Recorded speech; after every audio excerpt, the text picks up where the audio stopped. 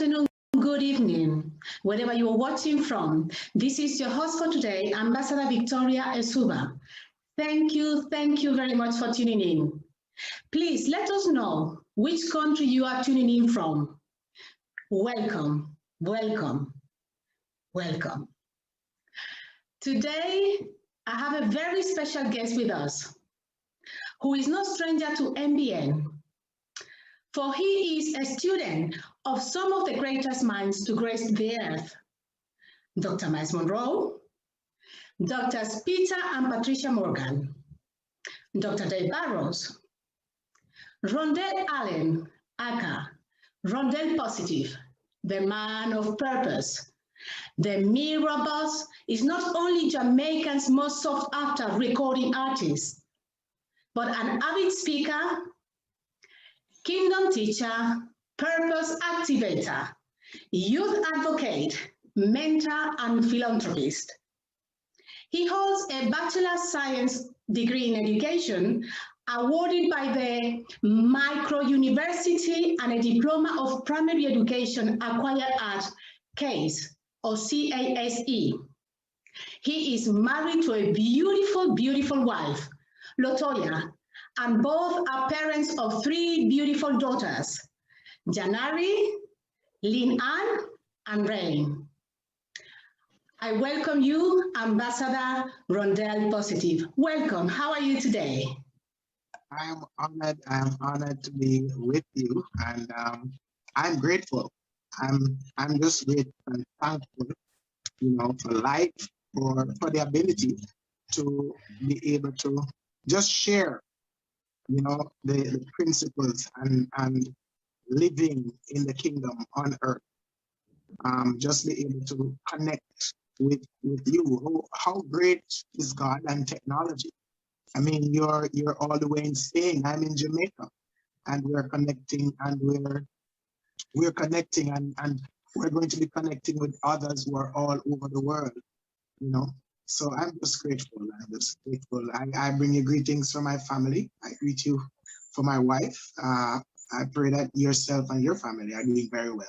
We are doing very well. Thank you very much. I accept your greetings with total gratitude, and I extend my greetings as well to you and to your family from my family.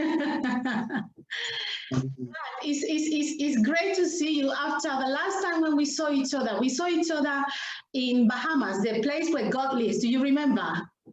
Yeah, and I actually learned after that where I live, Jamaica, is actually the place where God lives. Well, I'm not so sure, because I think that in Spain is also where God lives too. That's absolutely true. Good. Well, the purpose of me reaching out to you is because I want people to know more about you, because I think that you are an example of a kingdom citizen, and as a man, that I think that you are a very good role model, not just for men out there, but people in general. And I thought that it would be appropriate to bring you forth. And we love to hear from you today at MBN. And so we're going to continue with it. And the first thing that I'm going to ask you is for you to tell me a little bit about your beginnings. Who is Rondell from the beginning? Even before you met Jesus Christ, but that will be another question. But right now, just let us know, who is Rondell. The floor is yours. So I grew up in a parish in Jamaica. Jamaica is divided into what you call, in some places they call them states, in some places we call them providences. In Jamaica, we have parishes.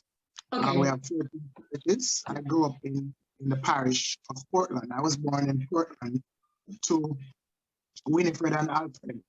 My mom and dad, we used to call them the Freddies, because we recognized, we were wondering if it was because of their names why they were attracted to each other. So I grew up in Portland. Very, very humble beginnings, but no one knew.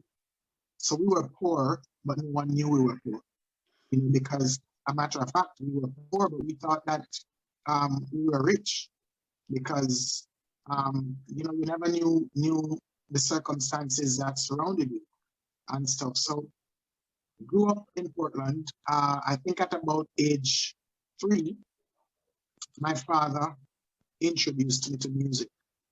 My father was, so I met my parents, they were Christians, and my father was always at church teaching the next generation, especially singing and music. And so I was always with him. And so he kind of introduced me to music. Maybe about age 9 was really the first time that I recognized, or at age 8 was really the first time I recognized that I could sing, you know.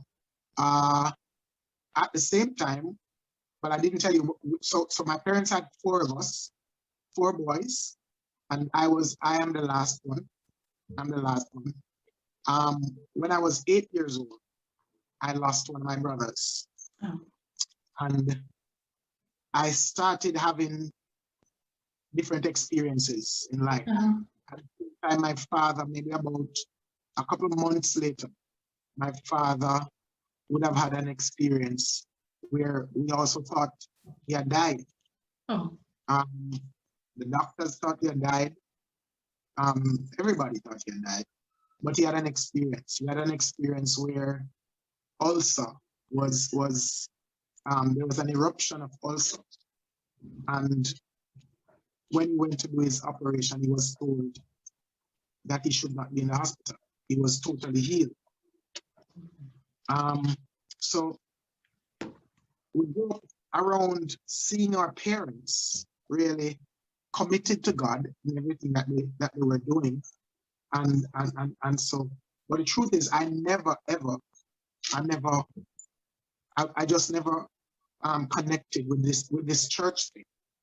I never connected with church. I was exposed to a lot of music, dancehall, Jamaican dancehall music, reggae music. So I was exposed to that, and by about age 13, I was singing at school, but what I was singing was the love songs to the girls, and stuff. So I never even joined the choir at school because the choir was singing religious songs, and you know, I wanted to be singing the songs for the attention of the girls, and so forth. So I wasn't focused. I was just doing the things I liked doing. And then over time, I became involved in dancehall. I was what you call a dancehall selector or a dancehall DJ. So I became involved in that by the time I was maybe about 17. So I was now actually doing dances, working in dances on the sound system. And I did that for like about 4 or 5 years. 4 or 5 years. In all of that though, I became a womanizer. You know, I became this mess because but there was something different about me. I am conscious of that because I was always looking for a wife. I was a womanizer, but I was always looking for my wife. So it was like every girl I ever spoke to, I was in the back of my mind, I was wondering, is this my wife? You know, is this my wife? And I think I got that from really the relationship that I saw my father and mother had. You know, I saw them having relationship. To be frank, I back then I never ever remembered ever hearing my parents argue. You know, I remember I would wonder if they ever argued. I would wonder if they ever disagreed. You know, and stuff. So I was always looking for that wife. A matter of fact, I actually got engaged in total 3 times before I got married. I remember my first engagement was when I was about 16. The young. Okay, sorry, continue. So I became this womanizer, because the truth is it comes with the territory. When you go out, when you're in dancehall and the secular music, women just throw themselves at you, you know. And so up to that point, I was this womanizer, and actually where the change happened in my life, it was out of a situation of womanizing that my life really shifted. So between 17 and about 24, I was playing sound system. I was all over the place. In Jamaica, I was becoming extremely popular in the eastern part of the island. And then just get about when I was getting into the city to really, which was really where the big break was.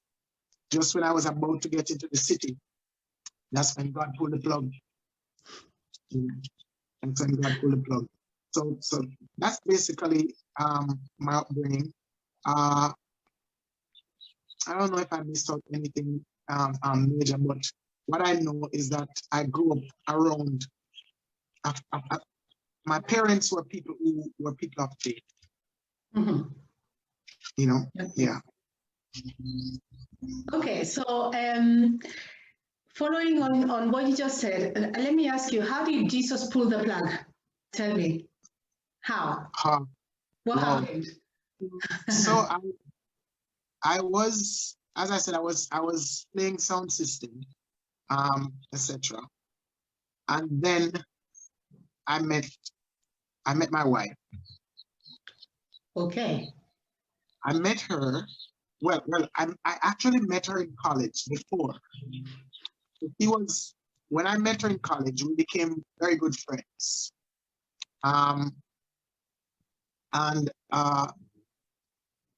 But she was actually in another relationship.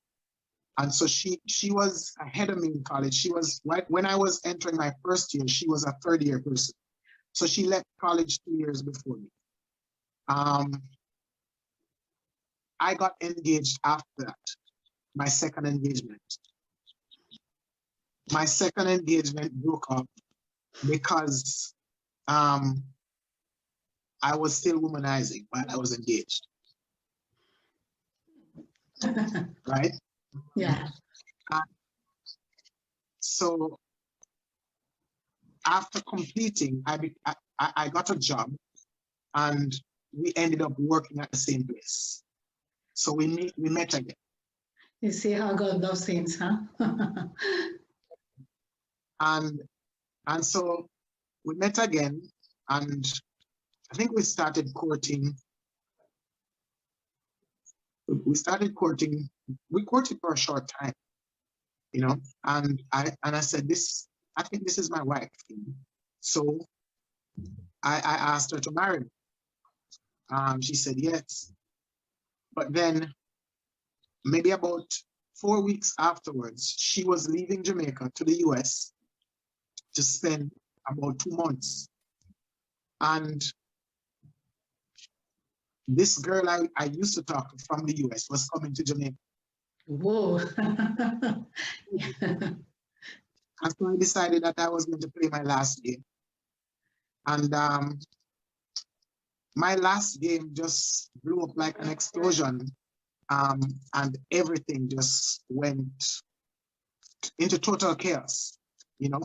My engagement off, and I'm looking at life, and I mean, I'm saying, whoa, it looks like I'm going to lose this woman.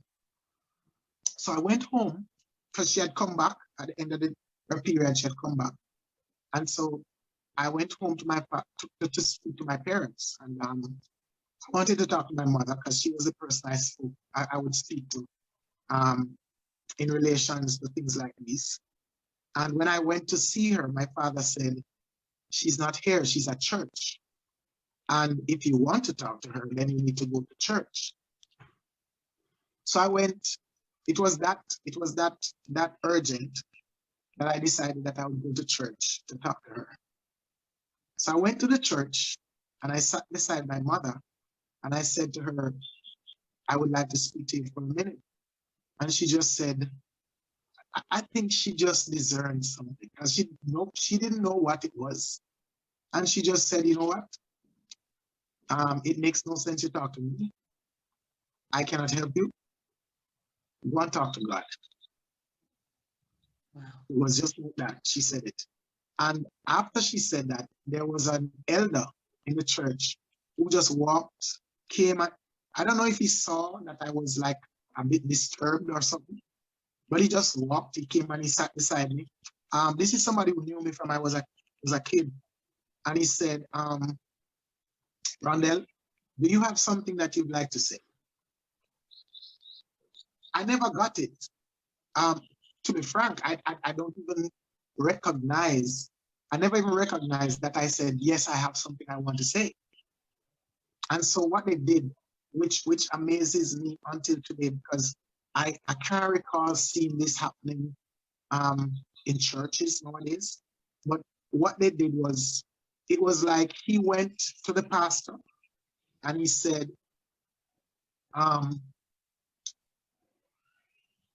Sister Winnie's son needs to speak. And they just stopped church. They stopped everything that they were doing and they just allowed me to speak. No, I never knew what I was going to say because I never even recognized that I said I wanted to say something, you know? And I remember that I got the microphone and the only thing that came out of me was help. The only thing I can remember saying is help, help. And I can recall that I just broke down crying. And in the end, I remember clearly what the pastor said to me. He said, if you believe that God can fix whatever. They didn't ask me what was my problem. They never asked what was my problem.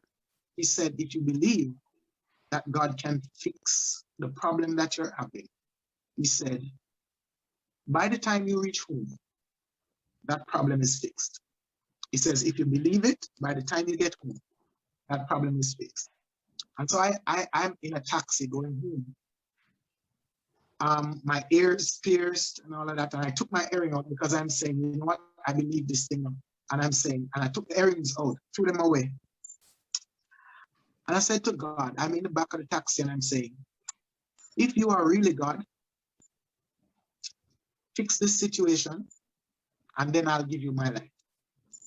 That's all I said. I said, fix this situation and I give my life. I got home and my fiance at the time treated me like she was the one who cheated on me. Within like about 1.5 hours. Wow. That thing just exploded in my face and I was like, whoa, God is real. This God is real. And so over that period, it got so messy. It got really messy because at the time, the girl even called her phone and stuff. And it was messy, you know. And I just remember that God just really started working on me with this sudden thing. And so I made a decision. And the following Sunday, that was a Tuesday morning, 20th of August, 2002. And the following Sunday, so I was supposed to be playing the sound system in the city, in Kingston, on the Saturday night, the following Saturday night. And all of my guys connected. And when I remember when they came to pick me up, and I said to them, no, I'm not going. I'm not going because I'm actually going to church tomorrow morning. So I'm not going. And so without any plan, we actually went to church together. She never knew that I was going to just give my life to God. I never knew that she was. And so we ended up giving our hearts to God the same day. Wow. and all of that. So we got baptized the same at the same. We gave our hearts to God the same time, and we got baptized at the same time together. And so that's how that aspect of my life really happened. Wow. It's powerful, powerful, powerful testimony, Rondell. I didn't know this at all. You see how God works. And it's funny because I found this to be like a common denominator with so many people that, first of all, they seem desperate, that like they don't know where to turn to. And the next thing is that they kind of like they put a condition on God. If you are the real God, do this for me, and then I will do this for you. And I've seen it not just with you, but I've seen it with so many people. And the beauty of your story is that without neither you or your wife knowing, you both gave your life to Jesus on that very same day. I tell you, we serve a powerful God. We do serve a powerful God indeed.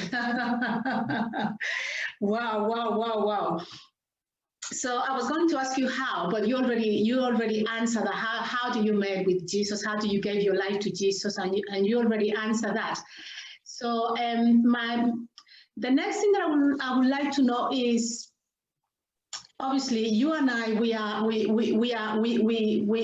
call ourselves kingdom citizens because we encountered the kingdom. And one thing is for you or for someone to give their life to Jesus. And another is to walk within the kingdom culture. And unless you have been exposed to the kingdom culture, you will not know how to behave. So my question to you will be, how were you introduced to the kingdom culture, and by who, if there was someone who introduced you into the kingdom culture? The floor is yours. Well, I think I was introduced to the kingdom by God first. Yes. Because when I look back at how I grew up, I realized that God was always showing me things. He was always showing me things and showing me mighty things too.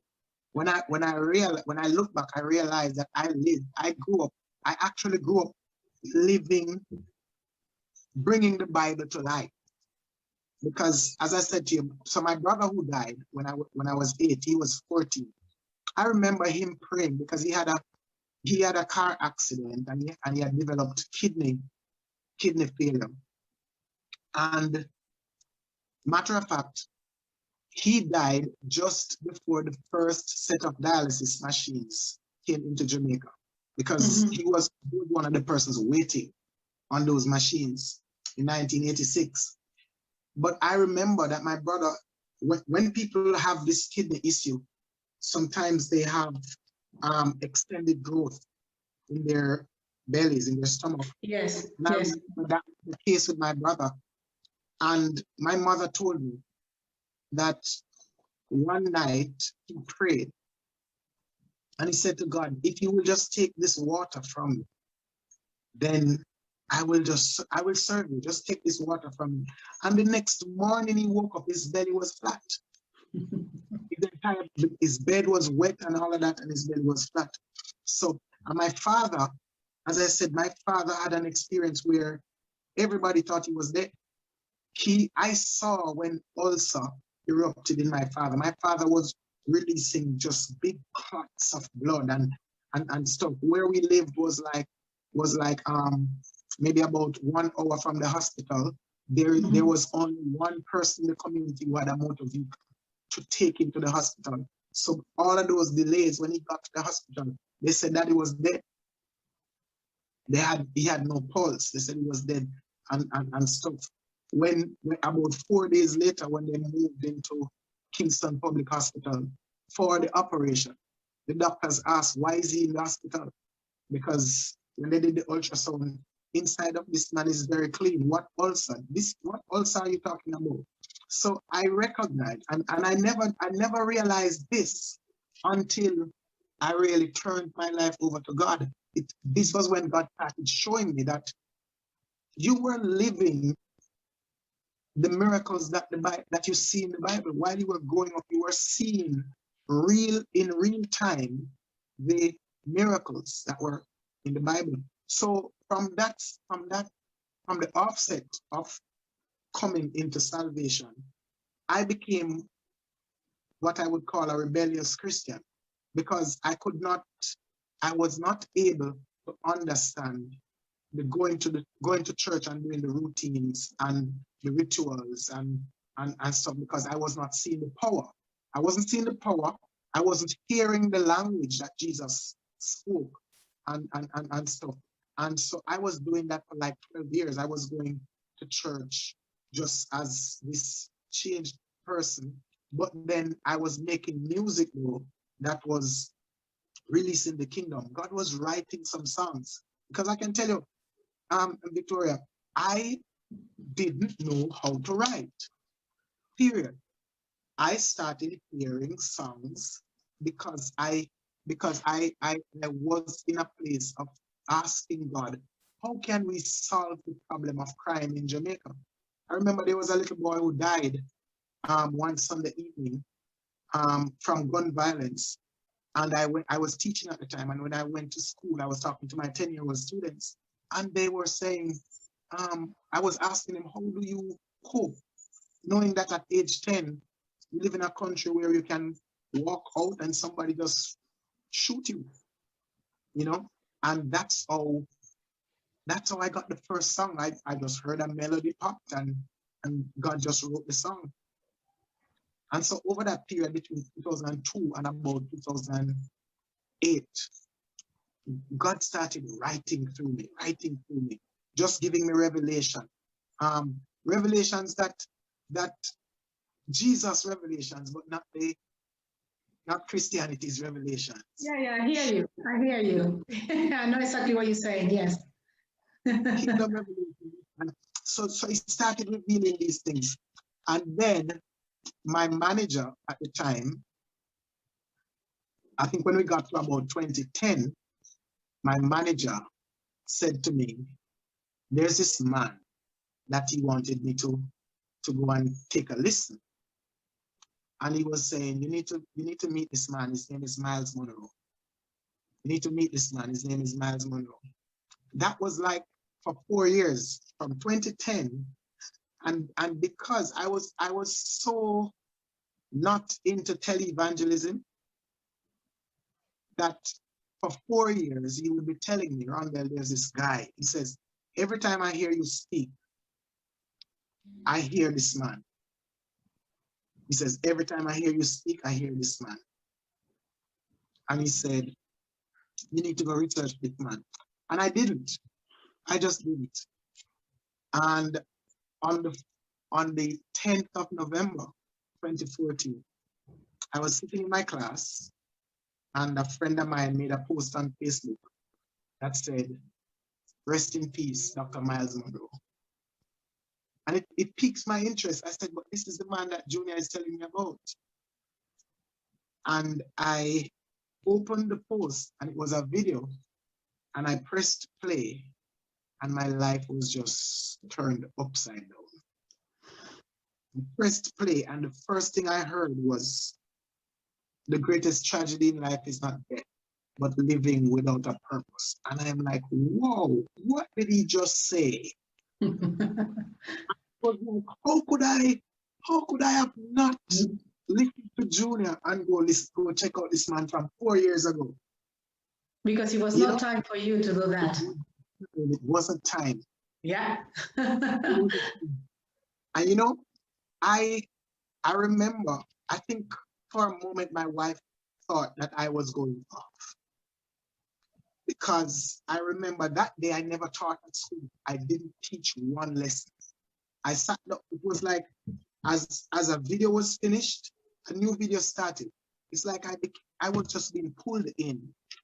I went home after school and pulled up YouTube on my television, and it was like until maybe about 11, 12 o'clock at night. It was just going.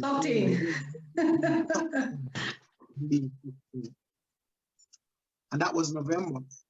But an experience that I've not really shared much with persons is, so that was November 2014. December 2014, I traveled to the UK.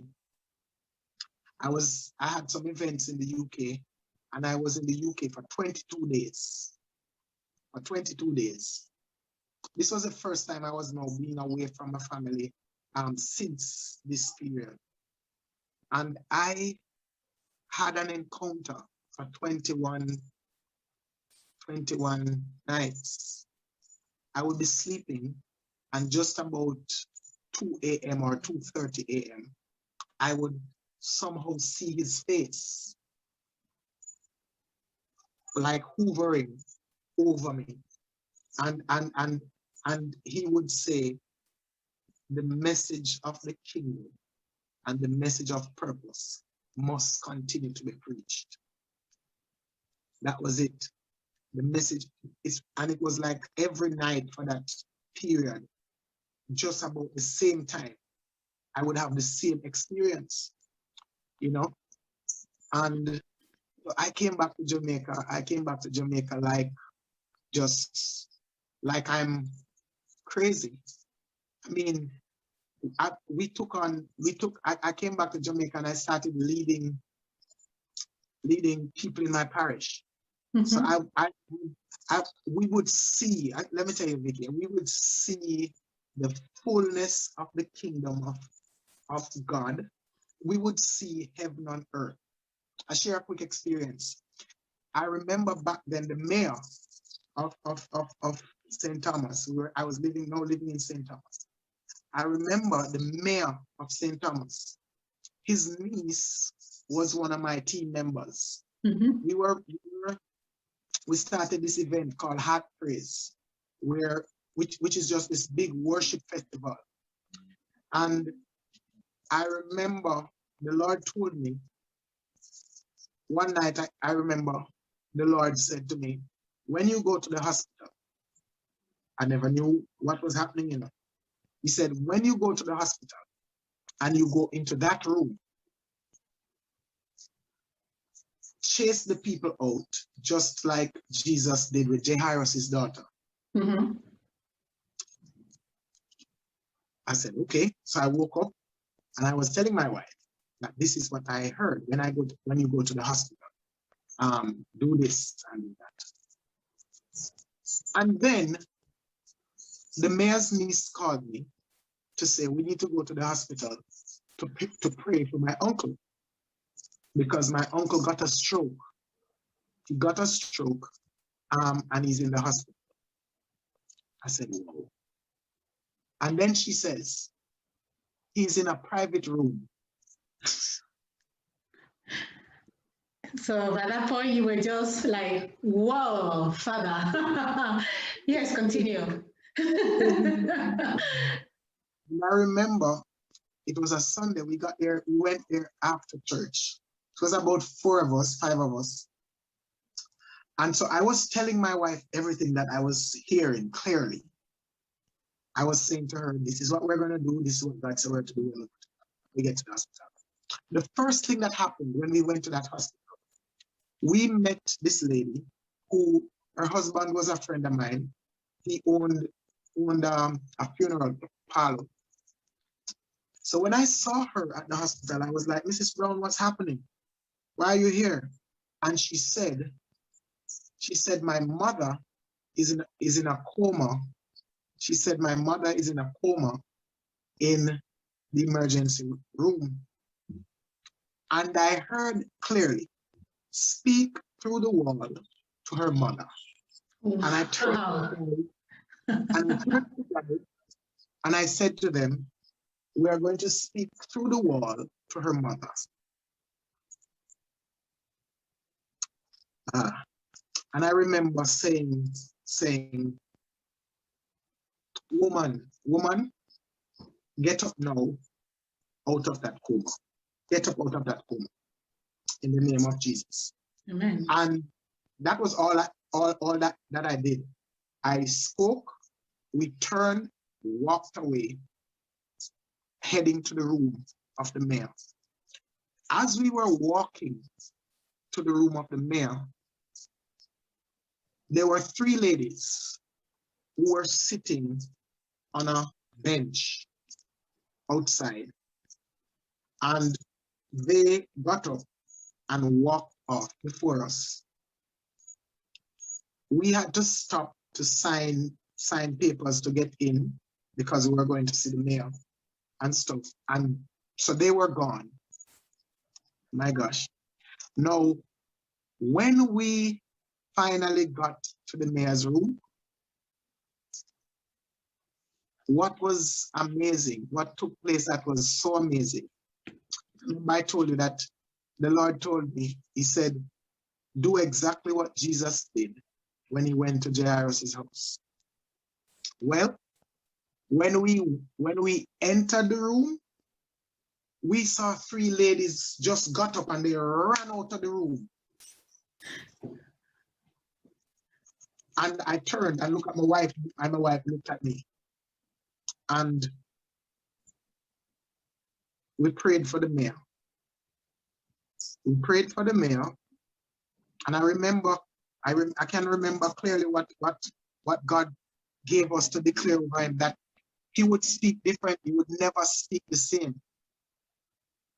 And prayed for the mayor, and we left. That was the Sunday. The Tuesday, the mayor got up and walked to the hospital. So the mayor had an experience of the kingdom of God. The mayor came out, the mayor gave his life to God. And at this big event that we were doing, I remember this happened maybe about 4 or 5 weeks before the event. And when he came out, he called me and he said, I have to come and speak at that event. I want to share my experience with the people at the event and stuff, you know. And I remember the mayor of the city coming to the event, speaking and sharing his experience. And he just broke down and he was telling the people that, you know, you need to experience God. You know, and that was the mayor of the city. So those are some of the experiences that we started having, you know. And after starting to learn more, starting to really tap into Dr. Monroe more, everything just started connected. Everything. I mean, you are from Spain and we're friends. True, it's true. Yeah. From totally different place, you from hundreds of thousands of miles away. And here we are, we're connected. My pastor presently is Dr. Pat's and Dr. Peter's son. All of those things connected. There's this lady who is a friend of mine now, who I became connected to her because of the event, because she worked for a company and the company was sponsoring the event. And so we became good friends. And then she invited me to her church one day. I went to the church. The pastor is Christopher Morgan. And so she heard me talking about this Miles Monroe, and she says, but my pastor used to sleep at Miles Monroe's house. And when Miles Monroe comes to Jamaica, he used to sleep at my pastor's house. And I'm like, oh, what's happening here? You know? And so I met the pastor, and then he told his mother and his father about me. And then I met his mother, and then I met his father. And they said, we're going to the Bahamas. No, before that, 2015, I went on a cruise. Telling this story. We went on a cruise, and the cruise stopped in the Bahamas. Yeah. Now, when the cruise stopped in the Bahamas, it was raining cats and dogs. It was just pure heavy rain. And my wife will tell you, the moment I got off that ship, I never wanted to go sightseeing. I never wanted to go to Paradise Island. I never wanted to go to any of these places. I said, we need to take a taxi and we need to find the Diplomat Center. That's what we need to find. Yeah. Straight there. And I think that's where my book collections really started. And I mean, I bought a lot of books at the bookstore and tapes and stuff. And so I just became this guy who recognized that this was really what I was searching for, this kingdom, you know, and living in it and living by it and just fulfilling the purposes of the kingdom. And so, you know, that was how I was exposed. Wow. I'm sorry, the reason why I'm laughing is because somehow, minus a few details, you are telling my story. You are telling my introduction to the kingdom of God through first, obviously, God, and then through Dr. Miles Monroe, through YouTube, and then going to the Bahamas. I don't want to see anything about the Bahamas, but just take me to the Diplomat Center. Exactly the same thing. Wow, wow, wow, wow. You see how God works. Right. Yeah. Let us take a break now, and then we'll come back with some more questions. Okay? Let us take a break.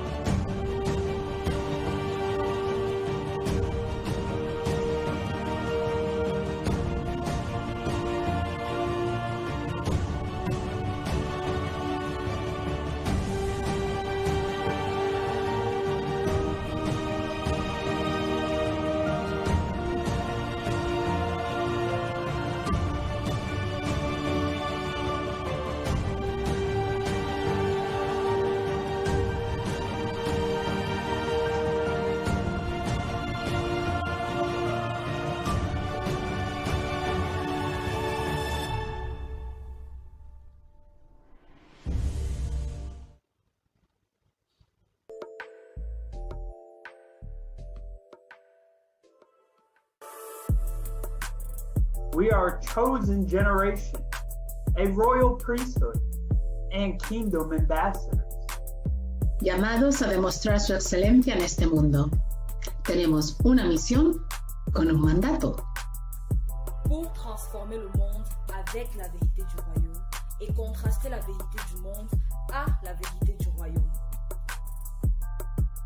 Mit unerschütterlicher Ruhe und Geduld inmitten einer Welt voll Unsicherheit bleibt unser höchstes Ziel, unser König mit großer Vorgrifflichkeit zu vertreten.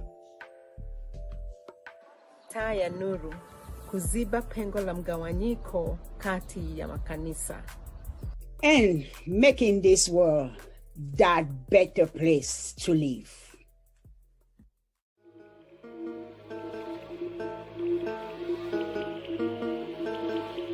Mamlakak Brothers Network, huh? Yeah. Garrett, I've done this. We say we're one in Jesus, but we still fight amongst Christians. But MBN, it's our mission to spread love and show you vision. And we cancel out division. And we hope that you listen, cause Mamlakak Brothers Network brings you love and joy and love and joy. We cancel out the noise and we giving you a voice. Gives you love and joy and love and joy. We cancel out the noise and we giving you a voice. God. Hello. Welcome back after this break. And for those of you who are tuning in, and this is your host, Ambassador Victoria, and I am with my guest, Rondell Positive, the man of purpose. Welcome back to all of you. Welcome, welcome, welcome. Right, Rondell, Ambassador Rondell, if you want to recap quickly, for those who have just tuning in, the last part of your of the things that you were saying before, please go ahead. Right, so I was saying that after taking that trip to the Bahamas and deciding that, you know, this is the first thing we will do. And I must say, I appreciate the support of my wife, because she, over time, she saw exactly what was happening. And so she just took a dive with me also, you know. And so we got the book collection, we got started the book collection and started getting tapes and videos and stuff. And, you know, we went back to Jamaica, came back to Jamaica, and our lives were, yeah, we were just recognizing that this is exactly what we have been looking for. Religion had us for a while, and religion is very painful. Living religion is very painful, you know, and you become very frustrated. I agree. You become very frustrated because you're not able to access purpose. You're not really able to tap into who you really are and stuff. So we came back and we started pushing towards living on purpose and finding what are the reasons, you know. The truth is, we were always searching. We were doing purpose, but we never understood it. You know, and so started learning, you know, and then our lives became basically, I mean, the things that we were doing were basically similar to the things that Dr. Monroe was doing, because we were doing things like a purpose summit, a summit where you invite people at the beginning of the year to connect with who they are, why they are, what they can do, where are they from, and all of these things. And so that was something for us, and we just started doing the things. Now, after meeting my pastor, and he introduced me to his mother, who is Dr. Patricia Morgan, I started having some sessions with her. You know, I started because I wanted to just sit and listen and to hear from her. And one thing I can tell you about her is that that woman will bless you from now until eternity. She loves blessing. She's gifted to just bless people. Yes, I am a testament of that. Yes, indeed she is. And the experience that I had with her, with maybe the first 4 or 5 sessions, you know, I recognize that these are people that I really have to just stay connected with, you know, and I started learning from them. I never met Dr. Peter until when we met in the Bahamas. Wow. I actually met him, or maybe I glimpsed him once before. No, that was the time I met him for real. Yeah, because I remember him saying to me when I came to the Bahamas, I have heard so much about you. Yeah, and so I met him actually through his wife. Mm-hmm. You know, and that trip to the Bahamas also, my second time in the Bahamas, which was when we met for Itwala. Yes. Who don't know what Itwala is, it's the International Third World Leaders Association. When we met for Itwala, that was just an epic experience for me, because I got to see firsthand, not just a Dr. Monroe teaching, but I got to see ambassadors of the kingdom meeting like ambassadors of countries meet. And yes. I got to see the real workings of the kingdom on earth in terms of sitting down and discussing policies and and discussing issues that concern the world and how do we make the changes. And so that was something that was just so mind-boggling to me. Yeah. That this is what you guys do. And I'm like, the people in the people of the United Nations need to actually really come sit in some of these meetings. You're right, actually. You're very right. Because in these meetings are people who are actually seeing what is happening in the unseen before it comes on the scene. Yeah. And so the plans you can plan before the things that come on the scene, you know. So that was an amazing experience for me, and you know, it has impacted my life. I met so many persons that we've connected with, and so forth from there. Dr. Dave, since then, Dr. Dave has come to Jamaica to partner in programs I'm doing. Have gone back to the Bahamas, you know, and we've just been connecting and just sharing this kingdom with other people. Well, that's one of the commissions. I believe that during your 21 days in the UK, I believe that was God speaking to you directly, telling you, I'm commissioning you to do this. The message of purpose has to be preached, and you are one of them. So I'm entrusting you with that message. And I believe that's why he came to you those 21 days. Wow. Mm-hmm. And yes, it was really nice what you said, experiencing, meeting other diplomats of the Kingdom of Heaven in the Bahamas during that conference, and seeing how everything, like you said, glued together. And yeah, so is there anything else that you would like to add before we wrap up for today? Well, I mean, I just want to share with people that I've been a recording artist. I still record. What I sing is, I call it reggae worship. You know, truth be told is that it's one of the greatest music form in the entire world. When you think of reggae, you think of Bob Marley, but the truth is that, you know, there's so much more to reggae than Bob Marley, because reggae, the Bible, which carries the constitution of heaven, it says that all things were made by him and for him.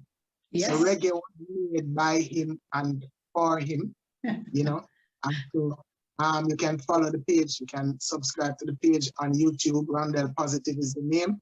And go take in some of the real music, some of the music that speaks directly kingdom language, language of the kingdom, on this awesome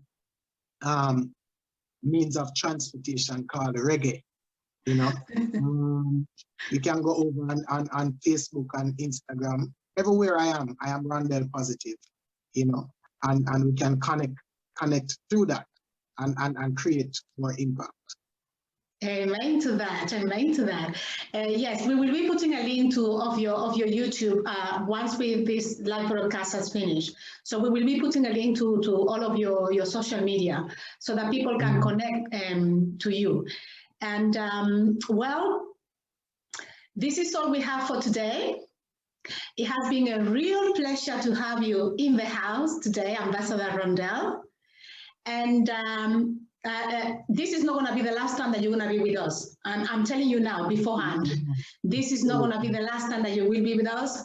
You will come back again. And I hope that next time you come with your beautiful wife, yes, so that we can have a chat with her too. How about that? Yes, man, we can definitely arrange that. It's my pleasure actually to just share with you and thank you, because what you have done is actually given a wind to this voice, this message. You're actually causing this message to be transported across the globe, you know, and that's just amazing. And I want to just congratulate you and to thank you for being obedient to the call, you know, as an ambassador, to recognize that this thing is not really about you, but about the mission of the kingdom. Yes. Because you have been commissioned. Yes, indeed. Just like you are having commission, indeed. We have been commissioned, and everybody has got the part. So you do your part, I do mine. So yes. Thank you so very much, Rondell, for that. Thank you so much. Okay, so now this is what we've got time for today. I thank you very much for having taken the time to be listening to us today. And I pray that the message of this broadcast has impacted you in some way. And like we say always at MBN, please be a media evangelist and share this broadcast, because you don't know if this broadcast will touch someone else's life. And we hope that it will do. So please share, share, share. Be a media evangelist. And until I see you again at the top, where eagles are, receive my royal salute and know that here at MBN, we love you very, very, very much. And thank you once again for tuning in. Bye-bye. Bye.